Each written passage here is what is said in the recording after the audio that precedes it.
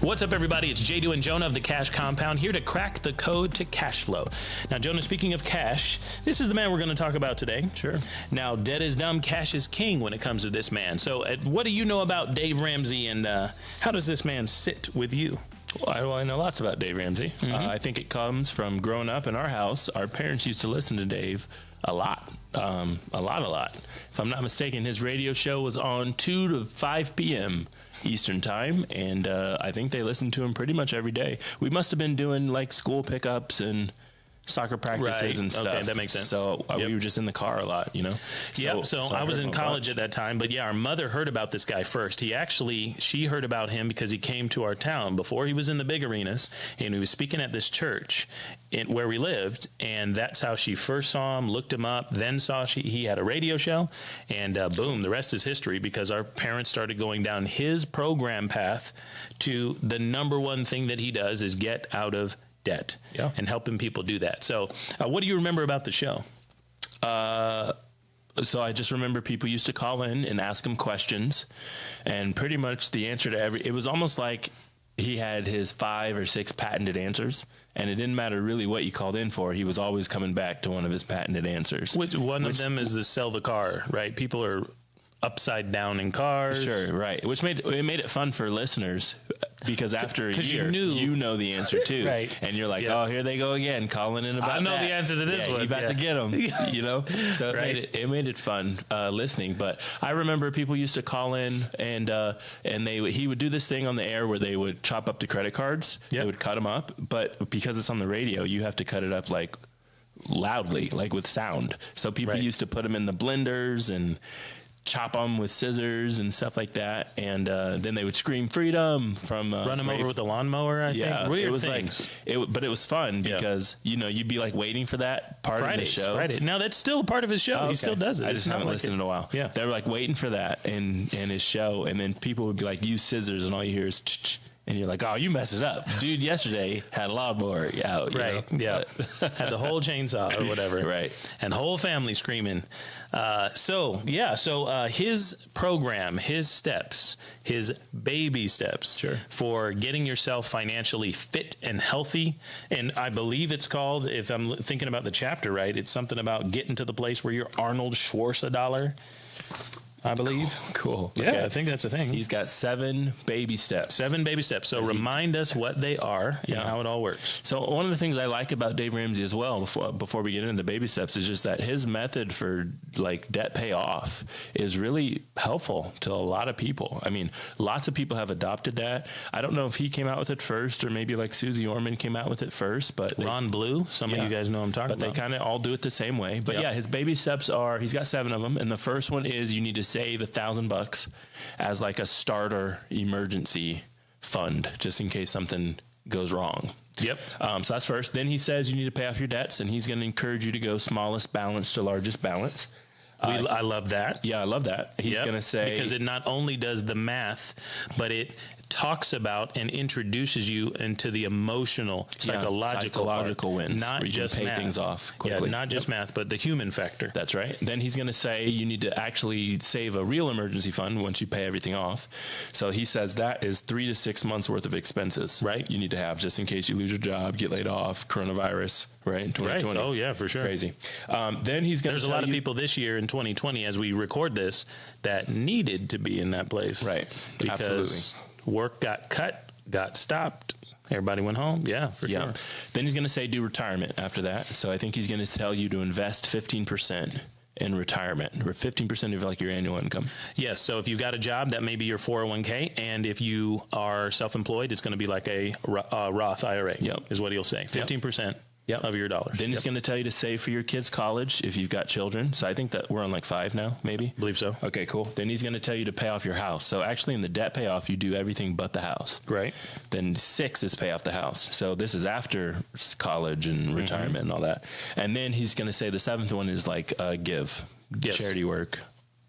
Give money away, stuff like that. Because you'll be financially sound at that point. Yeah. That is the theory. And in practice, so much of this is very good.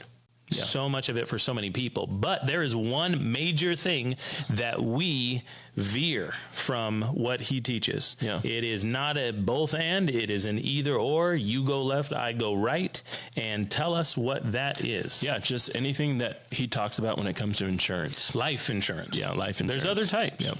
right? Because he talks about that there's, first off, to remind everybody, there's lots of different types of insurance that you can get. Of course, property and casualty type insurance, but even on your person, because disability insurance is also important. Disability, long-term care, accidental death, accidental dismemberment, accident expense. There's other types, right? But we're talking specifically about life insurance, right? So remind us, what do you? And I pulled his stuff up right here. So Jonah, tell us what he says to do. Generally speaking, if you listen to him for 1 week or for 10 years, you're going to basically understand his come from. What does he say about life insurance? He always will tell you to buy term and invest the difference.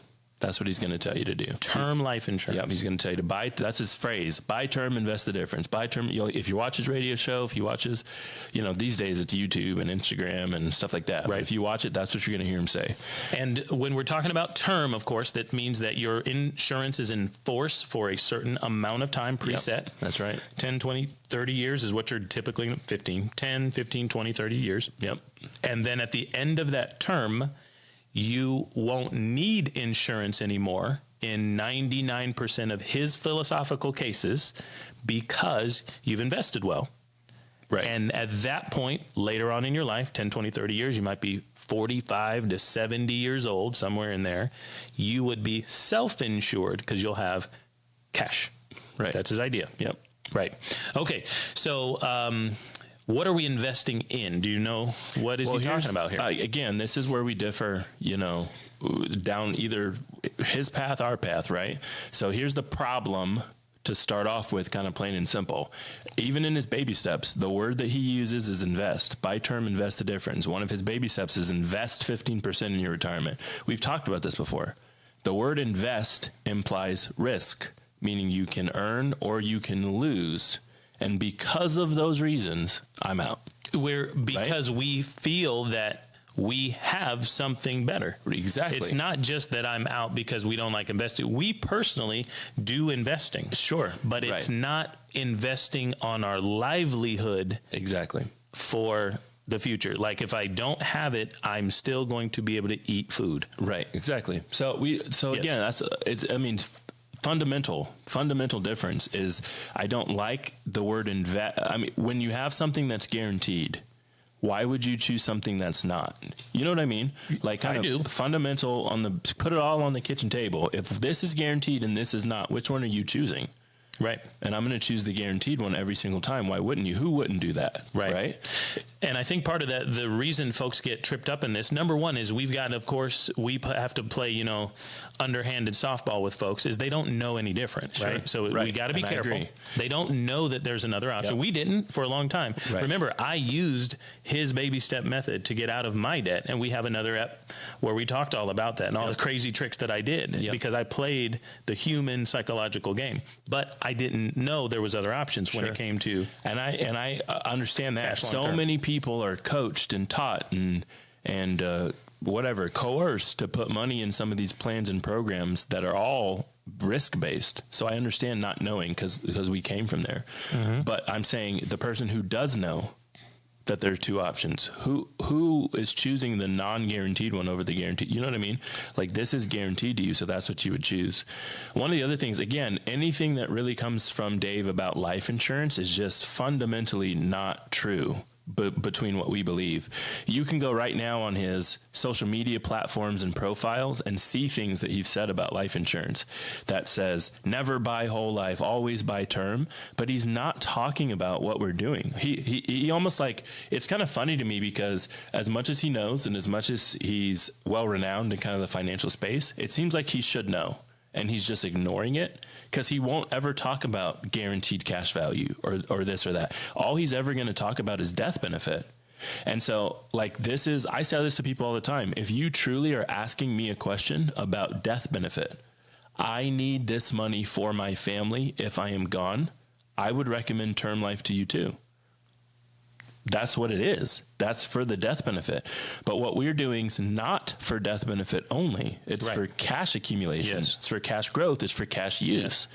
So because of those reasons, we can use a whole life policy to accomplish that. And he almost never touches on it. Sometimes I look through his posts, or somebody sends a video or something of him talking, and all that he ever says is death benefit stuff. Right. The other thing that he talks about is the investment portion, because he blankets the way whole life because of a bad moment in the 80s and 90s, or whoever he knew growing up or whatever. He talks about investment like that is what it's used for. If it's not just used for death benefit, someone is trying to sell you on investing your money in life insurance, which is also not what we talk about. I say on our demos, for those of you who have joined me a few times, I'll kind of wrap things up at the end and remind folks, hey, did I ever use the word investment in the last hour? Like, nah. But you like what you saw, and you like the way it grows, and you like the guarantees, and you like the ability and control and flexibility? Yeah. Well, I never even used the word investment. Right. So when you get off of this call, it's like math class when I was in high school. I always understood what the teacher was saying while I was in class. And then I go home to try to do my homework. Someone else started talking. As soon as Saved by the Bell came on, I was like, man, I forgot what they said in class. You know what I'm saying? So it's one of those things. So when you leave this podcast, this episode, and you move on and someone mentions investment in life insurance, you've got to realize that's not what I was talking about. Right. Such a big deal. So talk about what people miss when they do invest in what he normally recommends is going to be mutual funds. If you have the options to do your retirement, go mutual funds over the course of time. Let's say you're 30, 35, 40 years old, and then you're going to be able to have that money in retirement. Once again, your term has expired on your life insurance. Tell us what people don't seem to factor in. Well, they definitely are not factoring the cost of insurance if you need a new term policy. Sure. Which is crazy, right? You've seen some of those? Sure. So again, most people, the kind of standard term, I know it's the longest one, but really a really popular one is 30 years. Again, I had a 30-year policy. You've got to understand the insurance company knows what they're doing. The percentage of term insurance policies that actually pay out the death benefit is staggeringly low. It's like 3%. It's like 3%. Yeah, because they know you're not going to go unless it's an accident. Right. So they're not paying those out. Exactly. And that's fine if you do actually, God forbid, die in an accident. So when you come back to get a new term insurance policy when your 30 years expired, well, guess what? They know you're going to go this time during that next 30 years. So the charges are ridiculous. I kid you not, I have seen a term insurance policy that was time to be renewed. I think the lady was like 50, 52. It was $15,000 a year for the term insurance policy. It went from like $25. Yeah, like $25 to like $15,000. Crazy, right? Because they know you're not going to go. So people are not realizing that. You've also got to realize, again, his method is if you have invested well enough, you'll then have the money to not need the insurance. Well, what happens, again, if there's some risk involved? If the market fall, right, and you didn't do as well as you thought. Like that's not... Well, most people don't actually know what they're investing in. Sure. They don't understand how it works. And that's fine if it always goes up, right? I don't know every single thing there is to know about life insurance, but I know I have a contract that says it goes up, and it's a contract. It's guaranteed. Right. So the other things that folks typically miss is they don't understand opportunity costs and the fact that they had money locked up. That is true. So if your money is locked up and it does fluctuate, which it will do, you never were able to do anything else with it. That's right. So if there was another option and you could have used it, then you obviously would have the potential to do better or differently if it wasn't locked away. Right. A lot of those mutual funds and programs have fees attached to them to work through a broker, to work through whoever. Sure. All of that stuff comes into play. I think he claimed, he might have moved away from this, but back when we were listening to him, it was 12%. Put it in mutual funds that make 12, make 12, make 12, make 12. Like where? People are not actually making 12 after everything has to come out. No, not after then, because we haven't even brought up taxes, right? Yeah. So taxes is another piece. So the math actually does not bode well for his method in future years after you make it through kind of your debt payoff story. So again, I mean, basically what I'm saying is I love Dave for his debt payoff plan that helps so many people. I really do. And his psychology. Yeah, and the psychology around I love that. But when he starts talking about life insurance, it's almost like, do you just not know? Or are you ignoring things that you should know? So here's another thing that we should tell all the listeners, and we should remind them, where I have to give Dave, as anti as he is to certain things we talk about, super anti. Yep. Something came out even over the course of November, December 2020 about infinite banking. Somebody called in about that on his talk show. There's nuances between what we do and what you might just Google on the internet as well. Yep. So you got to understand there's a few things that we've already vetted for you, and sometimes we may actually fail to remind our listeners, hey, we've already vetted. You can't do this with every company out there. Right. We're going to use mutual companies, and there's a lot of mutual companies that everyone knows if I call out the names. Like, you've heard of these, but there are a lot of companies out there and it just doesn't work. Yeah. Like the Prudentials or something of the world. You can't use that. We're never using it. We don't own it. Yeah. We never recommend it. You can't do it with those. So there's a difference between stock and mutual. Yeah. So if you're going to blanket it all, sure. Once again, I guess Dave if he's going to blanket it, then he might be right there, but that's not what we're doing. Sure. That's one piece. And another piece is when he talks about how the cash value works. We are taking cash value. That's true. So I actually saw that recently in his recent video. He says, you're borrowing your own money and then you're charged interest on it. And he gets so upset. Well, you're borrowing your own money and charge interest? That's not true. That's not right. You're not borrowing your own money. You're borrowing. Why would they charge you interest on your own money, right? Again, well, it's and like, that's what he's saying. Not know, right, and that's or what are he's you saying. ignoring but it? It's wrong. It's like wrong. It's cash value is the insurance company. It's the insurance company money. It's the money that's collateralized. Your money is collateralized, and that's a different bucket. So we talk about buckets. Yeah, bucket of premium, bucket of cash value. When you borrow it, it's not yours. It's not income. There's no taxes. There's a lot of cool things about it. Right. We've talked about those pros, but right now we're just trying to nuance. Man, when he says that, he's misleading people into thinking that it is something that it's not. Yeah. Right. So that's just one of the reasons why we have to bring it up. He's so big, so renowned, so many followers that even when he speaks, maybe it's misspoken, maybe he's ignoring it. I don't know. But when he does that, it's like you almost have to say something because so many people love him. That's like, you can't let him go unchecked with. Right. Yeah. He signed one of my books. I have a different one. He signed it. Yeah. I met him. So many people love him, and I love him too, but that was not correct what he said. Correct. So therefore you should know that was not correct. Right. I'm not saying hate the guy, stop listening to his radio show. I listened to it for years. I think it's cool when people pay off debt. I love those stories. Love the stories. We got to do more of that. We want to hear from you people and hear your stories about as well. Life insurance is just not correct. That is correct. Yeah. All right. Here's another one that he brings up is dividends. Now, the whole life insurance is so expensive because they are overcharging you. And when they give you dividends, it's actually an overcharge payback of your premium. Right. So help people understand that, because that sounds like, well, yeah, it is more expensive. If I put $10,000 into a whole life policy, I'm going to get, let's say, $200,000 to $500,000 in a death benefit. Sure. But $10,000 in a term policy would literally get me $50 million of death benefit. Right. So they're overcharging. Unless you're old. Of course. Yeah. But so talk about that, dividends, and they're just giving you back your own money and making you thinking that it was a special gift or something. Sure. Again, it's just not accurate. Right. It's all it is. It's just not accurate. So here's what's actually happening. And you probably would know if you've listened to a few of our episodes, if you've jumped in our courses, anything like that. But when you put money into this policy, that money's collateralized, like we said. So that's earning guaranteed interest, for like internal growth of inside your policy for the lifetime of your policy.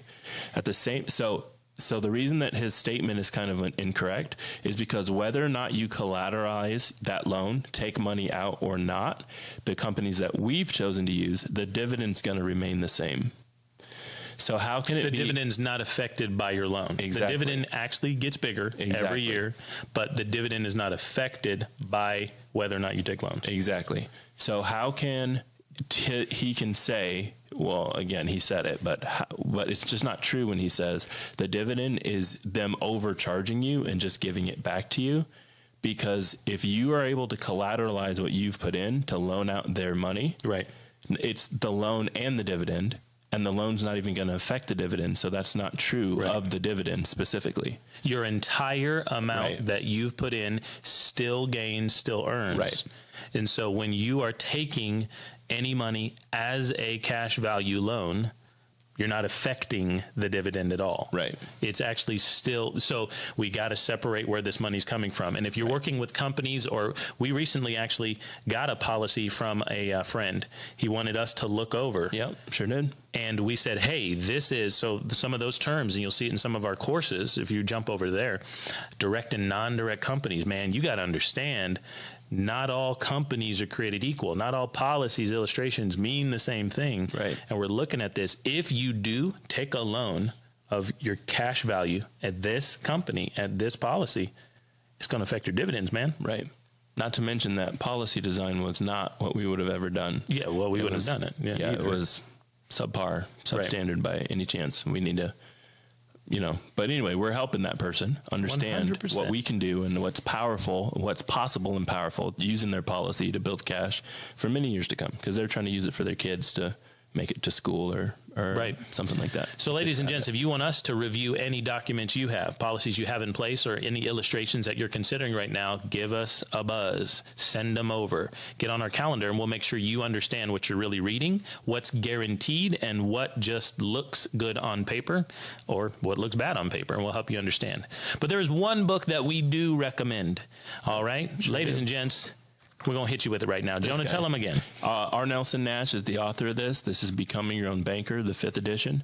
I think I've read 5th and 6th. I think 6th is the gray one, or something like that. But anyway, I think we've got lots of copies of the 5th.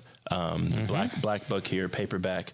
Read this a bunch of times, but this is the book. Basically, this is the founder of the average person can do this. The average person can practice banking.